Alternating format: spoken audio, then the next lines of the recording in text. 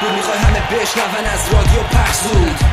خفه و نشه از دور، تشنه پول از این غزل تا شعر بعدی مایوس، جاده معلوم کارم هم همیشه از بقیه سر بود، صدام بم بود زیر فشار زخم زبون همه، کم کم کمرم خم بود، رفیق چند سال دشمن تو چند روز، غریبه هم میشه رفیق و هم خوب، قدم به قدم جلوم یه سر بود، شکستن تک تک سیل منظور، ولی هنوز مجنون اندوه، شب پر ستاره نور من کو.